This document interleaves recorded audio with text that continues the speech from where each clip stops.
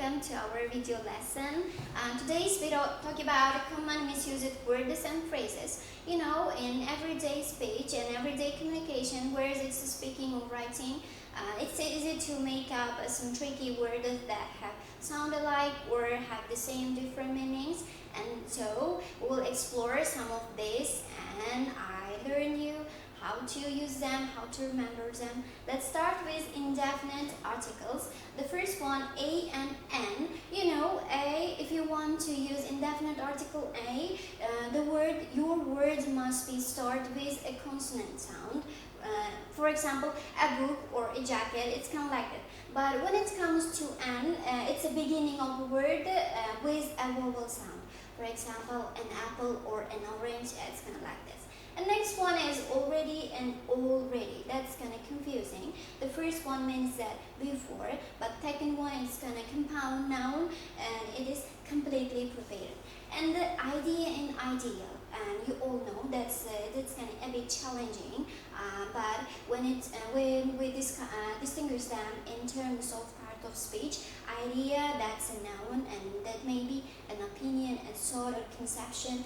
But when it comes to ideal, that means that concept of something perfect. And the lose and the lose. The first one is suffer from deprivation of something you need. They may be money or food, but lose, that's from restraint. And last one, where and where. The first one is past forms of the to be verb are, but second one is use it for interrogative sentence, and that means that a place. And the next slide you can see differences that apostrophe can make.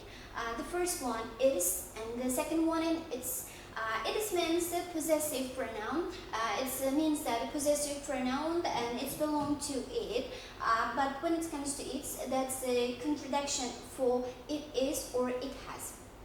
Second one is whose. Whose is possessive. That's also possessive pronoun, and that's belong to whom. Second one, whiz. That's contradiction for who is and who has. And your and your. Your, that's a possessive pronoun that's belong to you. For example, your school, your home, or your university.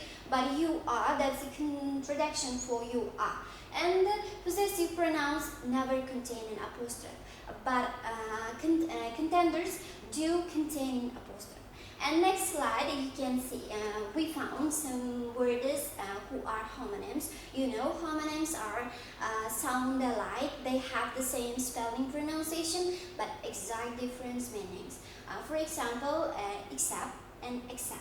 Accept means agree to or receive something. Accept means that just leave out. And next one, are and our. Are is plural forms of the main verb to be, but our, that's a possessive pronoun that belongs to us. For example, our car. And the past and past.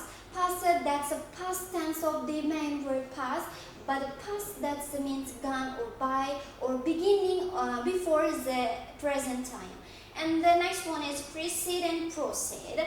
Precede means that go before, and proceed means to carry on or go on.